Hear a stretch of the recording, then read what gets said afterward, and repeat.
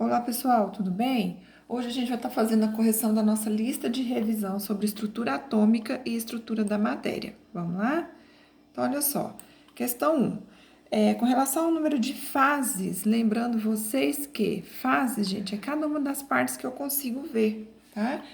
Considerando até mesmo o microscópio. Então, considerando o número de fases, a gente pode ter sistemas classificados como homogêneo, que é aquele que apresenta uma única fase, e heterogêneos, que são aqueles que apresentam duas ou mais fases.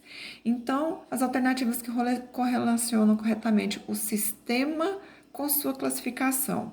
Então, aqui a gente tem essas alternativas, exceto uma, tá? Tem uma que não condiz. Então, vamos ver. Água do mar filtrada. A gente sabe que a água do mar tem sais, e são esses sais que conferem o sabor salgado a ela. Filtrada é um sistema homogêneo, certo, né? A gente não consegue visualizar as partículas de sais nem mesmo vendo ao microscópio, então a letra A está certa. Laranjada, suco natural de laranja, heterogêneo, certo? Também a gente vê, depois de um certo tempo, que a parte líquida separa-se da polpa, né? Letra C, leite homogêneo. Essa daqui, gente, é a errada. O leite não é homogêneo. Ele, quando é submetido à centrífuga, ele vai separar a gordura das outras partes e até mesmo aquele leite, aquele mais puro, a gente consegue ver, né, as bolinhas de gordura por cima dele. Poeira no ar é heterogêneo, então a única aqui que não condiz é a letra C. Número 2. Em quais das transformações a seguir está ocorrendo transformação química? Então, veja. Primeiro fala do reflexo da luz nas águas. Gente, reflexo da luz não é um processo químico, é um processo físico, né? Não está acontecendo nenhuma transformação. Então, primeiro é físico, certinho? A chama da vela confundia-se com o brilho dos seus olhos. A chama da vela está queimando. Então, ali é um processo químico, tá? Então, a gente já tem o primeiro processo químico. No terceiro fala do gelo derretendo. Quando o gelo derrete, ele só está mudando de estado físico, não tem transformação. Então, é fenômeno físico, tá? E a número 4, falando aqui de tesoura enferrujando. Qualquer objeto que esteja enferrujando é um processo químico, é uma transformação, né, que altera a composição. Então, quais estão corretas aqui? Somente 2 e 4. Então, somente essas duas aqui são processos químicos, ok? 3. Na número 3, a gente tem esse gráfico representando aqui a temperatura de uma amostra inicial em função do calor, tá? Absorvido. Então, aqui temperatura, quantidade de calor. Gente, primeira coisa que vocês devem fazer nesse gráfico, nesses gráficos, quando forem responder, é colocar a mudança de estado físico, como eu faço aqui. Começando pelo sólido, sólido mais líquido, líquido, líquido mais gasoso, gasoso. Marca também o ponto de fusão, que é a passagem do sólido para o líquido, e ebulição, que é o líquido para gasoso. Tá de azul aqui, meio misturado, né? Mas dá para a gente ver, tá bem? Então, vamos analisar as nossas questões. Então, olha só, número 1. No estado líquido, a substância assume a forma do recipiente que o contém. No gráfico, esse estado está representado pelo número 3. Vamos ver? Aqui, certinho, né, é representado pelo número 3. Então, por enquanto, a 1 está correta. 2. O número 2 representa mudança de estado físico conhecida como sublimação. Gente, a sublimação é sólido para gasoso, direto, sem ficar líquido. Vamos ver, número 2, falso, né? Sólido para líquido é chamado de ponto de fusão, tá? Então, a 2, não. 3. Uma das características do estado gasoso é que as partículas que formam a matéria estão bastante afastadas, dispersas no espaço. Devido a isso, nesse estado, a matéria pode ter a forma e volume variáveis. No gráfico está representado pelo número 5. 5, gasoso. Tá vendo quando você coloca aqui? Tanto que facilita para analisar as questões. Então, 3 verdadeiro, por enquanto, 1 e 3. 4. O número 1 representa o estado sólido, que é caracterizado por a substância apresentar volume e formas fixos. Então, para a amostra em questão, o estado sólido é predominantemente até a temperatura de 350 Kelvin. Vamos ver se o 1 é sólido. Confere, 1 é sólido. E olha, entre 300 e 400, 350 é o valor que foi dito lá onde predomina sólido. Então, 1, 3, 4, por enquanto, correto. 5. A ebulição está representada pelo número 4 e é um processo caracterizado pela passagem de líquido para sólido. Vamos ver isso? 4. Realmente é ebulição, mas é líquido para gasoso. Então, a última está errada. Então, pessoal, corretas aqui somente as afirmativas 1, 3 e 4. Certinho? Próximo. Vamos lá, olha só. Abaixo temos 4 sistemas formados por 3 tipos diferentes de átomos, representados por bolinhas de cores diferentes. Então, responda as perguntas abaixo referente à classificação de cada um dos sistemas. Pessoal, olha só. No primeiro, tem uma bolinha vermelha e uma bolinha branca. São bolinhas diferentes, né? Então, representam elementos diferentes. É formado por um tipo só, todos vermelho e branco, mas são 2 elementos diferentes. No 2, as 2 bolinhas são iguais, então é um elemento só, tá? E só tem eles aqui no sistema 2. No 3, vejam, eu tenho uma substância formada por 2 bolinhas iguais, representando um elemento só, uma vermelha e uma branca, representando uma substância diferente, e 3 vermelhas ligadas a uma branca, também representando uma substância diferente, tá? Na número 4, a gente tem uma substância formada por 2 bolinhas azuis, né? Mas são iguais, então é um elemento só, ou 3 bolinhas vermelhas também representando um elemento só, tá? Então vamos lá. Quais são as substâncias simples? Aqui a gente tem substâncias simples no 2 e no 4. Como eu sei que é uma substância simples? Gente, são iguais, então representam um elemento só, tá? Aqui tá misturado, sim, mas são substâncias simples, beleza? B. Quais são substâncias compostas? Aquelas que têm 2 ou mais elementos diferentes. Então, a gente tem aqui na 1 e na 3, tá? Com 2 ou mais elementos diferentes. Quais são misturas? Então, onde a gente tem substâncias diferentes juntas. Eu tenho misturas no 3, estão vendo? A gente tem aqui 3 coisas diferentes. E no 4, tá? Na 1 e a 2 é um tipo só. Quais componentes apresentam cada sistema? Quantos componentes apresenta cada sistema?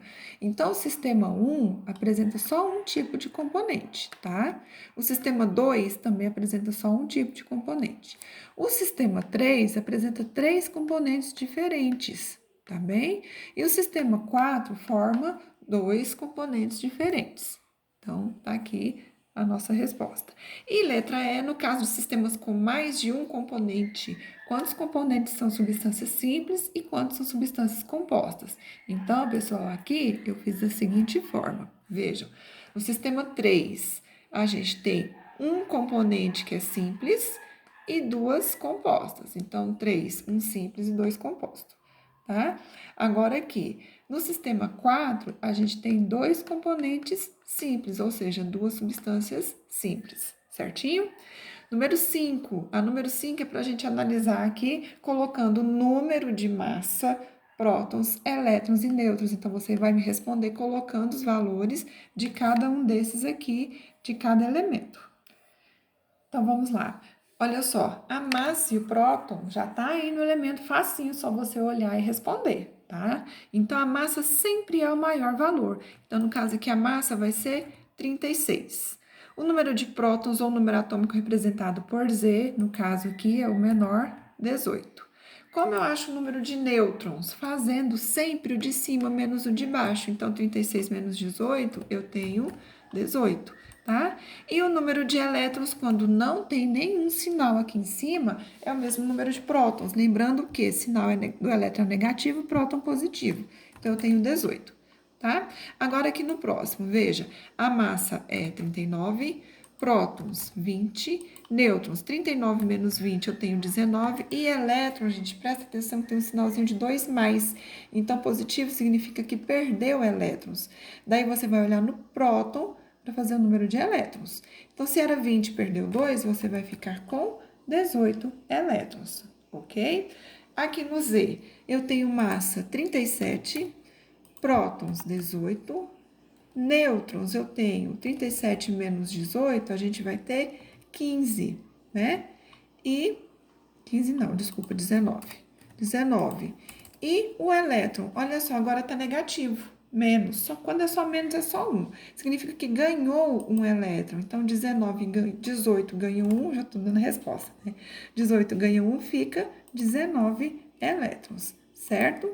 E aqui, por último, no W, a gente tem massa 36, que é o valor que está aqui em cima, prótons 19, nêutrons 36 menos 19 dá 17, e elétrons, veja, 2 menos.